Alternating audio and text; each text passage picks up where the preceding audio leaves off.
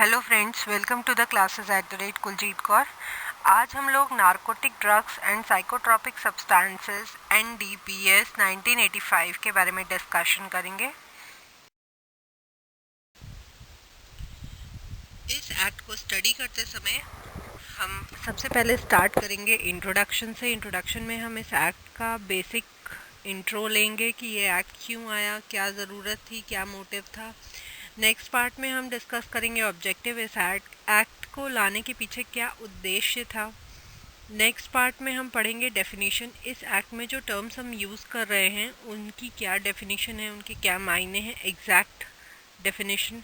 Next part authorities and officers means इस act को implement करने के लिए, लागू करने के लिए किन किन कमेटीज़ का गठन हुआ और किस तरह के ऑफिसर्स को नियुक्त किया गया ताकि वो इस एक्ट को इम्प्लीमेंट कर पाएँ।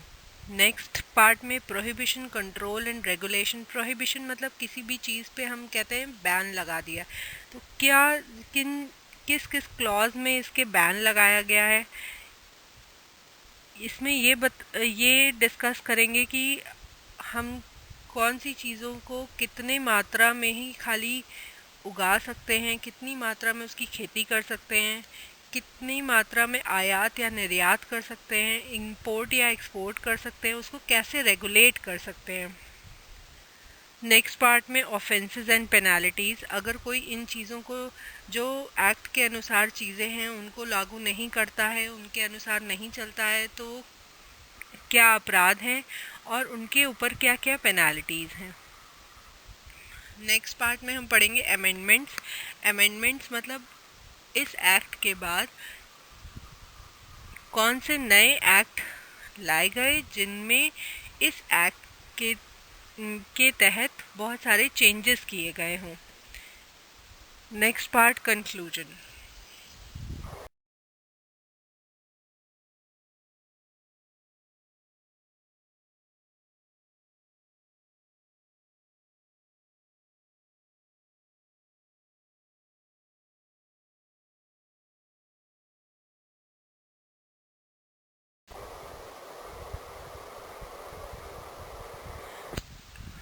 इसके बाद हम आएंगे इंट्रोडक्शन पे। जो the narcotic drugs and psychotropic substances act 1985 में पास किया गया, ये अपनी तरीके का पहला एक्ट नहीं था। इसके पहले भी अवैध नशीले पदार्थों के सेवन के ऊपर बहुत सारे सेंट्रल एक्ट्स आ चुके हैं। ओपीएम एक्ट 1857 में आया था, इसका एक अमेंडमेंट आया था 1878 में। डेंजरस ड्रग्स एक्ट 1930 में आया था। लेकिन ये जो एक्ट्स आए थे ये अवैध ड्रग ट्रैफिक को रोक नहीं पाए थे। एलिसिट मतलब गैर कानूनी ड्रग्स का जो ट्रैफिकिंग हो रही है, मतलब जो लेन देन आदान प्रदान है, उसको ये रोक नहीं पाए। ड्रग अब्यूज़ को नेशनल और इंटरनेशनल लेवल पे रोक नहीं पाए। इनमें बहुत सारे ड्रॉबैक्स थे, इसीलिए गवर्नमेंट ने इन सारे एक्ट्स को हटाकर narcotic drugs and psychotropic substance act 1985 को लागू किया। इस एक्ट में कंट्रोल, आदान प्रदान, regulation, operation narcotic drugs and psychotropic substance का डिटेल में मेंशन किया गया। It also provides licensing system for both central and state government। मतलब इस एक्ट के तहत स्टेट गवर्नमेंट और सेंट्रल गवर्नमेंट ने लाइसेंस सिस्टम प्रोवाइड करने की एक पहल की कि अगर कोई भी ड्रग मैन्युफैक्चर कर रहा है, उगा रहा है, कल्टीवेट कर रहा है, इंपोर्ट कर रहा है, ट्रांसपोर्टेशन कर रहा है, बेच रहा है या अपने पास स्टॉक रख रहा है narcotic drugs and psychotropic substances का, तो उसे स्टेट गवर्नमेंट और सेंट्रल गवर्नमेंट से लाइसेंस की ज़रूरत पड़ेगी।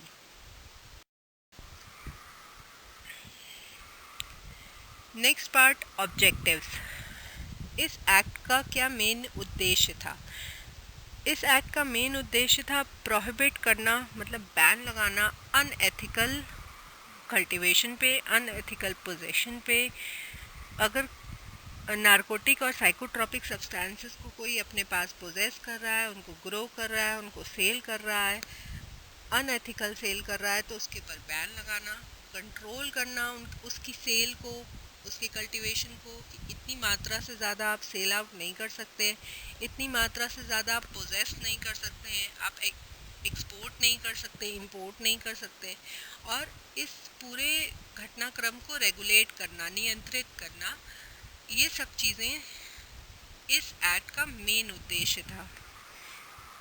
Next, it also provides licensing system for both central and state government to regulate, manufacture, cultivate, import, export, interstate traffic, transportation and sale of narcotic and psychotropic substances. इसका main काम था कि अगर आपके पास, हमने सेंट्रल एंड स्टेट गवर्नमेंट को authority बना दिया और उनको बोला कि आप लाइसेंसिंग सिस्टम को स्टार्ट करिए।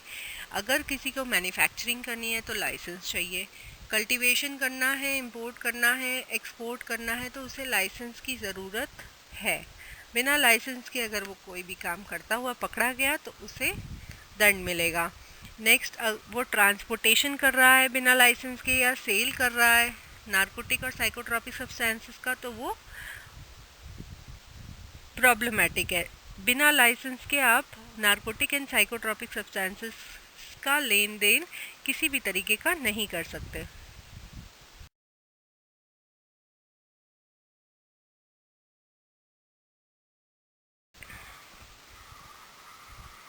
नेक्स्ट की points, central government is empowered to amend list of psychotropic substances.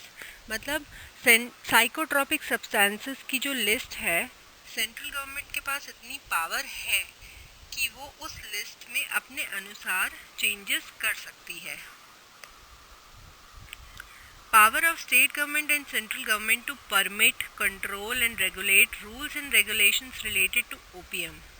OPM की खेती, उसके सेल, पोजेशन, इन सब के बारे में अगर कोई भी रूल्स एंड रेगुलेशंस में चेंज करना है, कंट्रोल करना है या किसी को परमिट देना है, तो इसकी पावर स्टेट गवर्नमेंट और सेंट्रल गवर्नमेंट दोनों के पास होती है।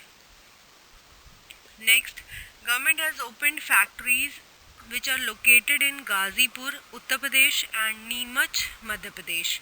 मतलब गवर्नमेंट ने खुद इसके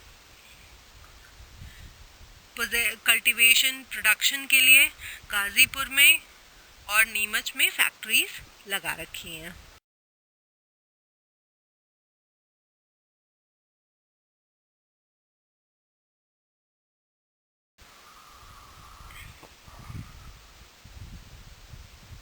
डेफिनेशंस पे आते हैं।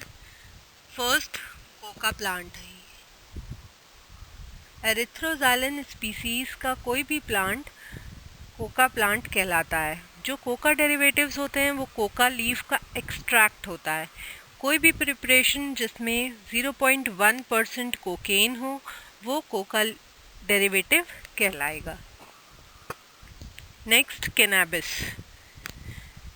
जिसमें कि हम 3 कैटेगरीज पढ़ते हैं, भांग, गांजा एंड चरस। भांग, कैनबिस सटाइवा की खाली लीव्स जो होती हैं उससे भांग बनता है। फ्लावरिंग एंड फ्रूटिंग टॉप्स जो कैनबिस प्लांट का होता है, मतलब फल और फूल जिसमें कि बीज और पत्तियां ना हो, उन्हें हम क्या बोलते हैं, गांजा।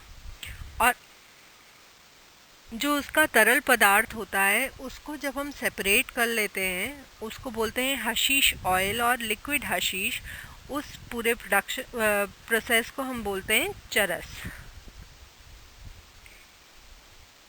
Opium, coagulated juice of opium poppy but does not include any preparation in containing not more than 0.2% of morphine। मतलब ओपियम पॉपी का जूस, काढ़ा जिसे कहते हैं, लेकिन इसमें 0.2% मॉर्फिन से ज़्यादा नहीं होना चाहिए।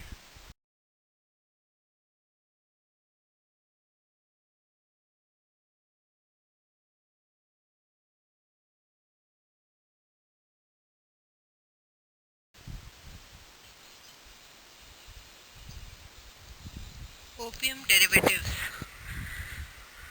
All preparations containing not more than 0.2% of morphine or containing any diacetyl morphine, मतलब कोई भी ऐसी प्रिपरेशन जिसमें कि 0.2% मॉर्फिन का कंटेंट से 0.2% मॉर्फिन के कंटेंट से ज़्यादा नहीं है, या डाईएसिटिल मॉर्फिन जो कि सिंथेटिक केमिकल कॉन्स्टिट्यूएंट है वो प्रेजेंट है, तो हम उसे बोलेंगे ओपियम डेरिवेटिव। पॉपी स्ट्रॉ यानी कि आपने नॉर्मल सुना होगा खसखस, ये अफीम के पेड़ का पूरा पार्ट बजाय उसके बीज के, सिर्फ बीज नहीं होते हैं बाकी पूरा पेड़ होता है, तो हम उसे क्या बोलते हैं, Poppy straw. Next commercial quantity. Commercial quantity होती है जैसे कि सेंट्रल गवर्नमेंट ने एक क्वांटिटी स्पेसिफाई कर दी, अगर सेंट्रल गवर्नमेंट ने बोला 5, उस 5 से बड़ी अगर क्वांटिटी है तो हम उसे बोलेंगे commercial quantity. In relation to narcotic drugs and psychotropic substances, commercial quantity means any quantity greater than the quantity specified by the central government. Central government ने जो क्वांटिटी स्पेसिफाई की है ऑफिशियल गैजेट में, उससे बड़ी अगर क्वांटिटी है तो हम उसे बोलेंगे commercial quantity. Next small quantity, अगर जो सेंट्रल गवर्नमेंट ने ऑफिशियल गैजेट में क्वांटिटी स्पेसिफाई की है उससे कम है क्वांटिटी, तो हम उसे बोलेंगे स्मॉल क्वांटिटी।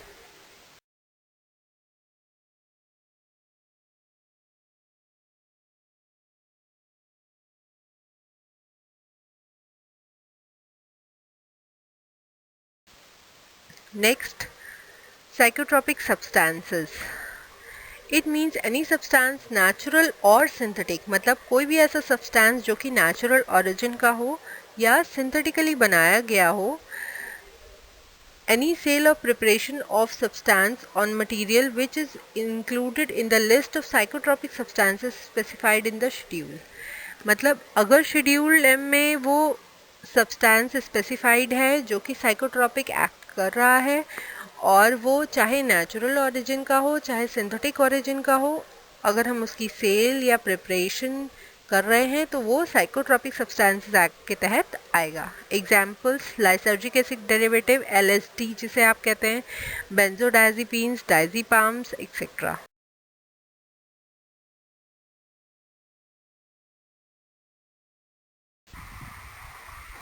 नेक्स्ट हम पढ़ेंगे इस एक्ट को लागू कराने के लिए किसके पास पावर है, किसके पास अथॉरिटी है, पावर है कि वो इस एक्ट को लागू कराए, कौन कौन से ऑफिसर्स इसके लिए अलग से नियुक्त किए गए हैं।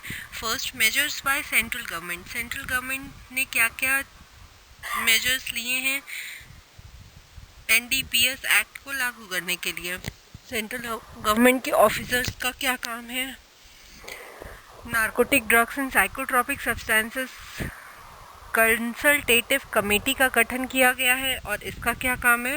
Next, national fund for control of drug abuse. Drug abuse control करने के लिए नेशनल फंड बनाया गया है, इसमें पैसा कैसे आता है और कैसे निकलता है।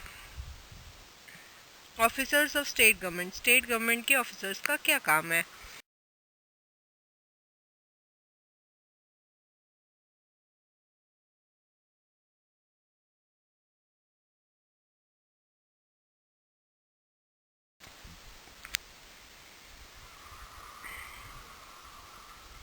First point, measures by central government for preventing and combating abuse of illicit trafficking in narcotic drugs. Central government ने क्या क्या मेजर्स लिए हैं ड्रग एब्यूज़ को प्रिवेंट करने के लिए और उसकी रोकथाम करने के लिए। नारकोटिक ड्रग्स या अवैध गैर कानूनी ट्रैफिकिंग को रोकने के लिए क्या क्या मेजर्स सेंट्रल गवर्नमेंट के थ्रू लिए गए हैं। First, coordination of action by various officers, state governments and other authorities. मतलब अगर सेंट्रल गवर्नमेंट कोई काम कर रही है तो स्टेट गवर्नमेंट को उसका साथ हर उसके एक्शन प्लान में कोऑर्डिनेट करके उसके साथ काम करना है। अगर सेंट्रल गवर्नमेंट चाहती है कि इस ड्रग रैकेट को पकड़ा जाए तो किसी भी स्टेट को वो ऑर्डर दे सकती है और स्टेट गवर्नमेंट को उसके साथ कोऑर्डिनेट करके उसकी अथॉरिटीज़ को सपोर्ट करना पड़ेगा। Next, assistance to the concerned authorities in foreign countries and concerned international organizations with a view to facilitating coordination and universal action of prevention of suppression of illicit traffic in narcotic drugs and psychotropic substances. मतलब अवैध drug, illicit drugs जो होती हैं उनकी अगर trafficking हो रही है तो उससे सप्रेस करने के लिए, रोकथाम करने के लिए, प्रिवेंट करने के लिए अगर नेशनल और इंटरनेशनल ऑर्गेनाइजेशंस कंसर्न्ड हैं तो सबको एक साथ मिलकर एक दूसरे को असिस्ट करना होगा और एक दूसरे को कोऑर्डिनेट करना होगा ताकि हर लेवल से इसको एक साथ रोका जा सके. Identification, treatment, education, aftercare, rehabilitation and social reintegration of the addicts. अगर एडिक्ट पकड़ा जा रहा है तो उसका आइडेंटिफिकेशन, उसका ट्रीटमेंट, कैसे उसे ट्रीट किया जाए, उसके एडुकेट किया जाए कि उसे अब दोबारा से एडिक्शन नहीं लेना है, रिहेबिलिटेट किया जाए. सोशल रीइंटीग्रेशन मतलब सोसाइटी में उसको वापस से अपनी जगह बनाने का मौका दिया जाए. ये काम सेंट्रल गवर्नमेंट का है.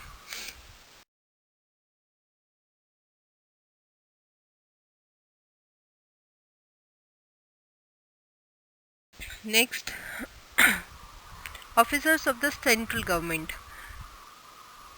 Narcotic commissioner. नारकोटिक्स कमिश्नर का under the provision of this act, the central government may appoint narcotic commissioner and such other officers as it thinks fit. Central government के पास इतनी पावर है कि वो नारकोटिक कमिश्नर को appoint कर सकती है और बहुत सारे ऐसे ऑफिसर्स अपॉइंट कर सकती है अगर उसे लगता है कि उसे ज़रूरत है. Narcotic commissioner himself or with the help of other officers shall perform the functions relating to. Narcotic commissioner अकेला या अपने अदर कलीग्स की मदद के साथ जो भी सेंट्रल गवर्नमेंट से अपॉइंट किए गए हैं उसको ये फंक्शंस परफॉर्म करने हैं. First, supervision of cultivation of opium poppy. अफीम की कहीं पर भी खेती हो रही है तो उसको सुपरवाइज करना है कि वो सही तरीके से हो रही है या उसके अंदर कुछ घालमेल तो नहीं है. Next, production of opium and other functions as may be interested to him by the central government. Central government ने उसे और जो भी काम दिया है, उस पर ट्रस्ट करके उसे जो भी काम दिया है, जैसे कि अफीम का प्रोडक्शन और अफीम से रिलेटेड सेल, इंपोर्ट, एक्सपोर्ट, जो भी ड्यूटी सेंट्रल गवर्नमेंट ने उसे दी हैं वो परफॉर्म करना. The state government may appoint search officers as a team fit for the purpose of this act. State government भी कुछ ऑफिसर्स को अपॉइंट कर सकती है अगर उसे लगता है कि सेंट्रल गवर्नमेंट के साथ उसे मिलकर काम करना है तो.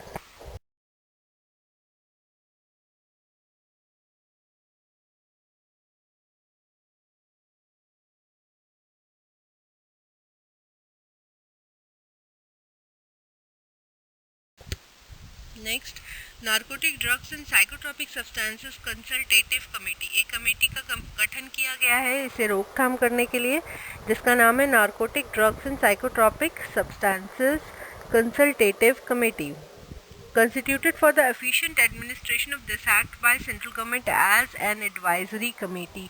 ये कमेटी एडवाइजरी कमेटी है, एडवाइसेस देने के लिए है और इसे इस एक्ट का अच्छे से सुचारू रूप से काम करने के लिए सेंट्रल गवर्नमेंट ने इस कमेटी का गठन किया है. इसमें एक चेयरमैन है और 20 लोगों से ज़्यादा नहीं है. इसका मेन काम है सेंट्रल गवर्नमेंट को एडवाइस करना सिर्फ इस एक्ट से रिलेशन में, इस एक्ट के एडमिनिस्ट्रेशन से रिलेशन में सेंट्रल गवर्नमेंट को एडवाइस करना. Next, national fund for control of drug abuse. The central government may, by the notification in the official gazette, constitute a fund to be called as a national fund for control of drug abuse and there shall be credited. Central government के पास इतनी power है कि अगर उसे ऐसा feel होता है कि किसी भी प्रांत में, किसी भी जगह पे हमें ड्रग अब्यूज़ को कंट्रोल करने के लिए फंड्स की ज़रूरत पड़ रही है, उससे रोकथाम करने के लिए हमें फंड चाहिए, तो वो एक ऐसा फंड बना सकती है और उसमें पैसा क्रेडिट कर सकती है।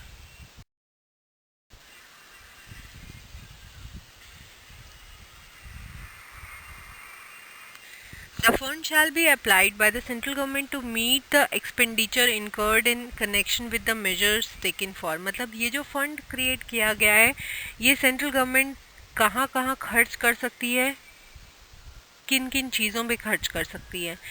Combating illicit traffic in NDPS और controlled substances। अवैध गैर कानूनी सेल करना या मंगाना narcotic drugs and psychotropic substances को, ये पूरा प्रोसेस रोकने के लिए इस पैसे का यूज़ हो सकता है। Next, controlling the abuse of NDPS. मतलब अगर हम देखते हैं कि narcotic drugs and psychotropic substances का दुरुपयोग हो रहा है, अब्यूज़ हो रहा है, तो हम उसे कंट्रोल करने के लिए सेंट्रल गवर्नमेंट इस पैसे को यूज़ कर सकती है। Identifying and treating the rehabilitating addicts. जो एडिक्शन जिनको हो चुका है उनको रिहैबिलिटेट करना, ट्रीट करना, इसके लिए ये पैसा यूज़ हो सकता है। ड्रग एब्यूज़ को, ड्रग्स का दुरुपयोग को प्रिवेंट करने के लिए ये पैसा यूज़ हो सकता है, और लोगों को जागरूक करने के लिए कि ड्रग्स का दुरुपयोग उनके लिए जानलेवा हो सकता है, इसके लिए ये पैसा यूज़ करते हैं। इस फंड में से पैसा सेंट्रल गवर्नमेंट यूज़ कर सकती है।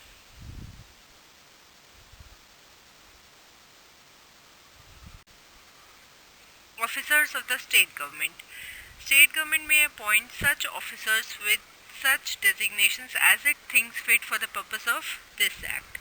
मतलब स्टेट गवर्नमेंट के पास भी एज इट इज़, जैसे सेंट्रल गवर्नमेंट के पास पावर थी, स्टेट गवर्नमेंट के पास भी पावर है कि वो इस डेजिग्नेशन के लिए कोई भी ऑफिसर अपॉइंट कर सकती है जो उसे लगे कि इस काम को करने के लिए फिट है। The officer appointed under sub section shall be subjected to the general control and direction of the state government. वो ऑफिसर स्टेट गवर्नमेंट के अधीन रहेगा और जो भी डायरेक्शन स्टेट गवर्नमेंट उसे देगी उसी को उसे फॉलो करना पड़ेगा। अगर उसे सेंट्रल गवर्नमेंट या कोई और अथॉरिटी या ऑफिसर डायरेक्शन देती है तो वो भी वो फॉलो कर सकता है, but as directed by the state government. अगर स्टेट गवर्नमेंट उसकी परमिशन देती है तब।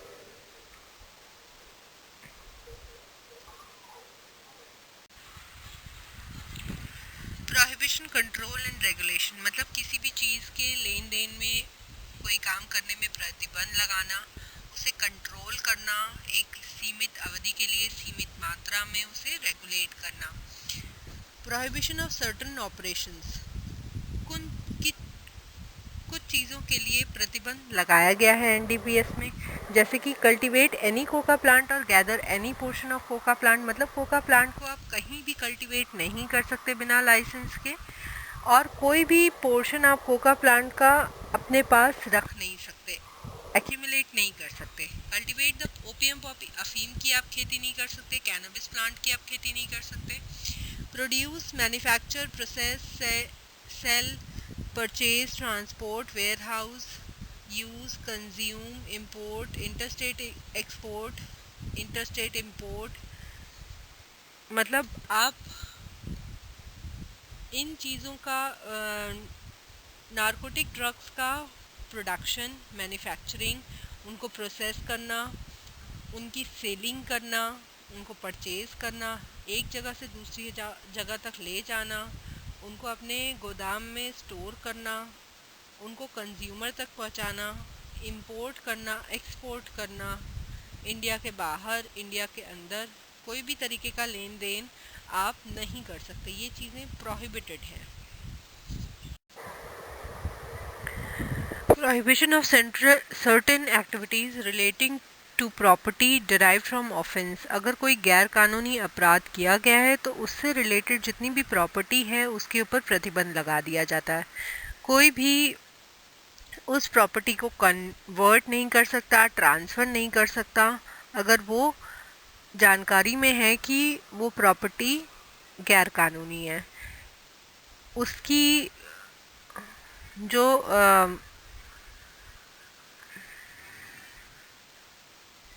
सत्यता है उसको छुपाना या उसकी आकार को चेंज करना, उसकी शक्ल को चेंज करना, उसके सोर्स को या लोकेशन को बाहरी रूप से चेंज कर देना भी एक ऑफेंस कहलाएगा।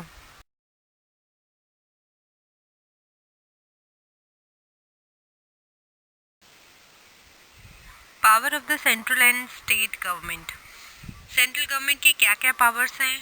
सेक्शन 8 के तहत सेंट्रल गवर्नमेंट को पावर्स हैं कि वो परमिट दे सकती है, कंट्रोल कर सकती है और रेगुलेशन कर सकती है, नियंत्रण कर सकती है किसी भी नारकोटिक और साइकोट्रॉपिक सब्सटेंसेस, अफीम का, कैनबिस का और कोका लीव्स का प्रोडक्शन, उसका पोजेशन, सेल करना, परचेज करना, इंपोर्ट एक्सपोर्ट, कंजम्पशन, इन सारी चीज़ों को सेंट्रल गवर्नमेंट कंट्रोल और रेगुलेट कर सकती है। और उसके पास ये भी पावर है कि वो इन सब की लिमिट्स फिक्स कर सकती है, एक नियंत्रण रेखा तय कर सकती है और लाइसेंस को चेंज कर सकती है, फिक्स कर सकती है एक लिमिटेड पीरियड ऑफ टाइम के लिए। कुछ टाइम के बाद वो उसे रिन्यू करने के लिए भी कह सकती है और या फिर कुछ टाइम के बाद लिमिट्स को चेंज भी कर सकती है। Next, powers of state government. इसकी भी पावर्स होती है परमिशन देने की, कंट्रोल करने की, नियंत्रण रखने की। Medicinal, opium, narcotic, psychotropic substances, Coca, अफीम, कैनबिस प्लांट को एक स्टेट से दूसरे स्टेट तक इंपोर्ट एक्सपोर्ट करने के लिए, पोजेस करने के लिए, बेचने के लिए, परचेज करने के लिए, ट्रांसपोर्ट करने के लिए, ये अपने पास मैन्युफैक्चरिंग और पोजेशन का भी परमिट देती है। और ये अफीम को लॉफुली, कानूनन मैन्युफैक्चर करना और अपने पास रखने का लाइसेंस भी देती है।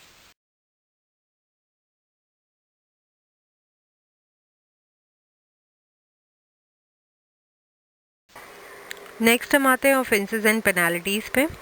अगर कोई बिना लाइसेंस के अफीम की, कैनबिस की या कोका प्लांट की खेती करता है तो उसे 10 साल की सज़ा हो सकती है और 1 लाख रुपए तक का जुर्माना हो सकता है। इस एक्ट का 18C ओपीएम के लिए लगेगा, 20 कैनबिस के लिए और 16 सेक्शन 16 कोका के लिए लगेगा। Next, embezzlement of opium by licensed farmer. मतलब अगर कोई लाइसेंस्ड फार्मर है और वो ओपीएम की चोरी कर रहा है, ओपीएम के लेन देन में फ्रॉड कर रहा है, तो उसके ऊपर 10 से 20 साल की सज़ा लगेगी और 1 से 2 लाख रुपए का जुर्माना लगेगा। इस जुर्माने का उसकी फ्रॉड की क्वांटिटी से कोई लेन देन नहीं है। इस एक्ट का सेक्शन 19 उसके ऊपर लगेगा। नेक्स्ट, अगर कोई narcotic drugs and psychotropic substances का प्रोडक्शन, मैन्युफैक्चर, पोजेशन, सेल, ये इन सब में से कोई भी चीज़ कर रहा है तो उसको ऑफेंस के रूप में माना जाएगा। अगर वो स्मॉल क्वांटिटी में कर रहा है, स्मॉल क्वांटिटी की डेफिनेशन हम ऑलरेडी पढ़ चुके हैं, तो उसके ऊपर 6 महीने का फ़ाइन, 6 महीने की कैद और फाइन 10,000 तक या दोनों ही लग सकते हैं पहले अटेम्प्ट में। अगर वो दोबारा भी ये गलती करता है तो उसके ऊपर 10 साल का जेल और 1 लाख रुपए तक का फाइन लगेगा। अगर वो कमर्शियल क्वांटिटी में ये ऑफेंस करता है तो 10 से 20 साल की जेल है और 1 से 2 लाख रुपए का फाइन है। सेक्शंस मेंशन्ड है। नेक्स्ट, अगर वो इंपोर्ट या एक्सपोर्ट करता है एनडीपीएस की तो सेम यही फाइन जो ऊपर वाला है सेम उसके ऊपर लगेगा। इसमें सेक्शन 23 ऑफ एक्ट लगेगा।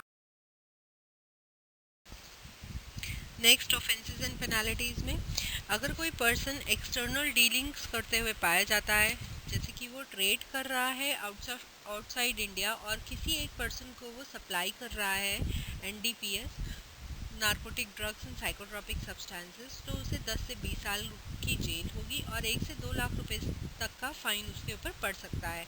इसका फ़ाइन का उसके एक्सटर्नल डीलिंग से या कितने रुपीस का घपला किया उससे कोई, कितनी क्वांटिटी उसने बेची है, इससे कोई मतलब नहीं है। सेक्शन 24 इस एक्ट का उसके ऊपर लागू होगा। अगर कोई पर्सन जानबूझकर अपनी प्रॉपर्टी को अपराध करने के लिए देता है तो उसके ऊपर भी वही दंड लगेगा जो कि एक पर्सन के ऊपर दंड लगता है जो कि खुद अपराध कर रहा हो। सेक्शन 25 इस एक्ट का उसके ऊपर लगेगा। अगर कोई पर्सन कंट्रोल्ड सब्सटेंसेस के प्रतिबंध को तोड़ने की कोशिश करता है तो उसके ऊपर 10 साल की सज़ा है और 1 से 2 लाख रुपए का फ़ाइन है। अगर कोई पर्सन ट्रैफिकिंग को फाइनेंस कर रहा है, ट्रैफिकिंग मतलब अवैध गैर कानूनी लेन देन, इसको फाइनेंस कर रहा है या जो अपराधी हैं, ऑफेंडर्स हैं, उनको संरक्षण दे रहा है, तो उसको 10 से 20 साल की सज़ा और 1 से 2 लाख रुपए का फ़ाइन होगा। उसके ऊपर 27A सेक्शन इस एक्ट का लगेगा। Next, attempts, abetment and criminal conspiracy, मतलब अगर कोई क्रिमिनल कॉन्स्पिरेसी करने की कोशिश करता है, अटेम्प्ट करता है या किसी को उकसाता है कि तुम ये काम करो, हम तुम्हारे साथ हैं, तो उसके ऊपर भी सेम वही पेनल्टी लगेगी जो कि क्रिमिनल कॉन्स्पिरेसी करने पे लगती।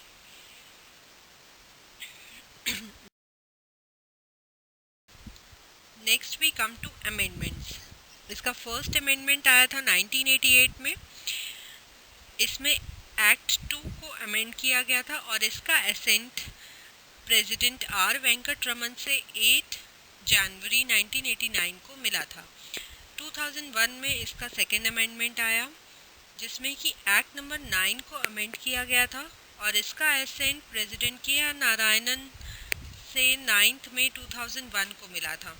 थर्ड अमेंडमेंट 2014 में आया जिसमें कि एक्ट नंबर 16 को अमेंड किया गया था और इसका एसेंट प्रेसिडेंट प्रणब मुखर्जी से 7 मार्च को मिला और इसे गज़ेट ऑफ इंडिया में 10 मार्च को पब्लिश किया गया। Next, conclusion. जैसा कि हमने पूरा एक्ट अच्छे से पढ़ा, इसमें बहुत कड़े से कड़े प्रावधान लगाए गए हैं। एनडीपीएस के कल्टीवेशन से लेके उसके एक्सपोर्ट और इंपोर्ट तक, उसके कंजम्पशन तक, पोजेशन के लिए बहुत कड़े प्रावधान यूज़ किए गए हैं ताकि पब्लिक हेल्थ को प्रोटेक्ट किया जा सके और ड्रग्स का दुरुपयोग रोका जा सके।